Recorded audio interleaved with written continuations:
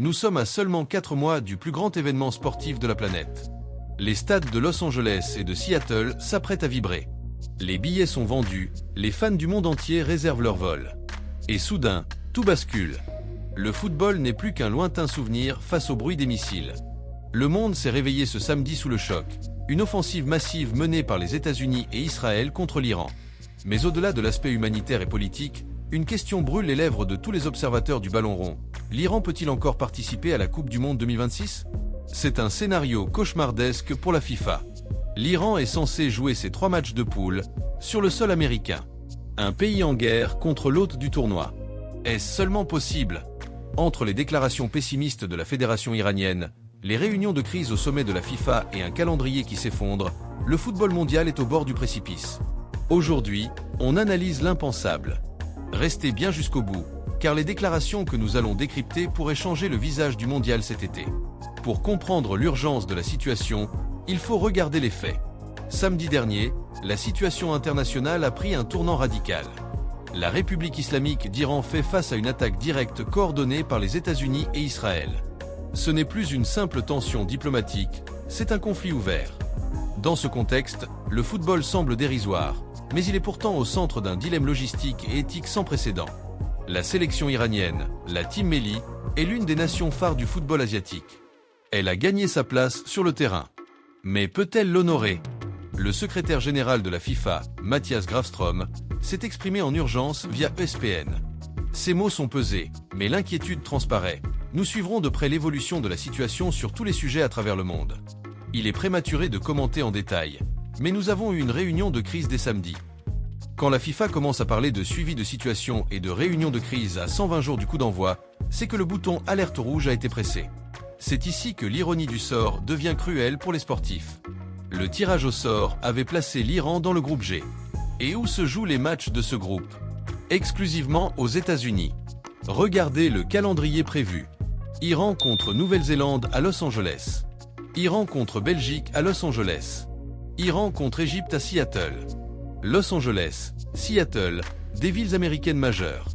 Comment imaginer une délégation officielle iranienne, protégée par le protocole FIFA, débarquer sur le sol des États-Unis alors que les deux pays sont officiellement en état de guerre ? La logistique est un enfer.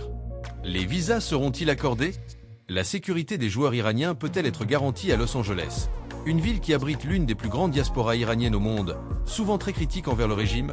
Et surtout, quelle sera la réaction du public américain ? Mathias Grafström tente de rassurer. Nous continuerons à communiquer avec les 3 gouvernements, USA, Canada, Mexique. Tout le monde sera en sécurité. Mais soyons honnêtes, ces mots sonnent creux face à la réalité des bombes.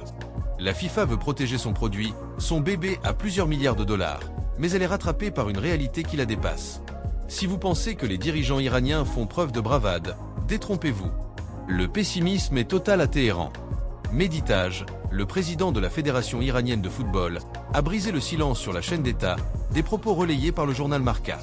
Sa déclaration fait l'effet d'une bombe. Avec ce qui s'est passé aujourd'hui et avec cette attaque des États-Unis, il est peu probable que nous puissions envisager la Coupe du Monde avec espoir. Il ajoute une phrase lourde de sens. Ce sont les dirigeants du sport qui doivent en décider. En clair, la fédération passe le relais aux politiques. Le football en Iran est désormais à l'arrêt complet. Le championnat national est suspendu jusqu'à nouvel ordre. Les joueurs, dont beaucoup évoluent en Europe, sont dans un flou total. Comment se concentrer sur un match contre Kevin De Bruyne quand votre famille est sous les bombes ou que votre pays est en train de basculer ? La FIFA a-t-elle le pouvoir d'exclure l'Iran ? Ou l'Iran va-t-il déclarer forfait ? Historiquement, la FIFA déteste mélanger politique et sport, mais elle finit toujours par céder sous la pression internationale. Le cas de la Yougoslavie en 1992, exclu de l'Euro juste avant le début à cause de la guerre civile. C'est le Danemark qui les avait remplacés et qui avait gagné le tournoi. Le cas de la Russie en 2022, suite à l'invasion de l'Ukraine, la FIFA et l'UEFA ont suspendu la Russie de toutes les compétitions. Ici, la situation est différente. L'Iran est attaqué, mais il est aussi au cœur d'une instabilité géopolitique majeure. Si le gouvernement iranien ne peut plus garantir l'organisation de sa sélection, ou si les États-Unis refusent l'entrée sur le territoire pour des raisons de sécurité nationale, la FIFA n'aura d'autre choix que de constater le forfait. Et si l'Iran est forfait, qui prend sa place ? Le règlement stipule généralement que c'est l'équipe la mieux classée non qualifiée de la même zone, Asie, qui pourrait être repêchée. On parle potentiellement des Émirats Arabes Unis ou de l'Ouzbékistan. Mais imaginez le chaos logistique pour préparer une équipe en moins de 90 jours. Il n'y a pas que l'Iran qui inquiète. Ce mondial 2026 est en train de devenir le plus complexe de l'histoire. Vendredi dernier, la FIFA a annoncé l'envoi d'une mission de sécurité au Mexique. Pourquoi ? Parce que le pays traverse une vague de violence sans précédent liée au cartel. Entre un Mexique instable et un Moyen-Orient en feu qui impacte directement le sol américain, le slogan Celebrating Diversity prend un coup de vieux. La FIFA est une entreprise. Elle veut des stades pleins, des sponsors heureux et une image propre. Aujourd'hui, elle a tout l'inverse. Elle a des questions de sécurité à Mexico et une possible troisième guerre mondiale qui s'invite dans le groupe G à Los Angeles. Derrière les cartes du monde et les discours des secrétaires généraux, il y a des athlètes. L'Iran possède une génération dorée avec des attaquants de classe mondiale. Pour beaucoup, c'était la dernière chance de briller dans une Coupe du Monde. Le forfait de l'Iran, s'il se confirme, serait une perte sportive immense pour la compétition. Mais comment demander à des joueurs de représenter un drapeau quand le régime qui le porte est en train de vaciller ? Les joueurs iraniens ont souvent montré leur courage par le passé, notamment en soutenant les mouvements de protestation interne. Aujourd'hui, ils sont pris en étau entre une attaque étrangère et une crise intérieure. Et que dire des fans ? La Coupe du Monde est censée être une fête. Le match Iran-Belgique devait être un moment de partage. Aujourd'hui, on parle de périmètre de sécurité, de visas bloqués et de boycott. Alors, l'Iran sera-t-il forfait ? Au moment où je vous parle, la décision n'est pas encore officielle, mais tous les indicateurs sont au rouge.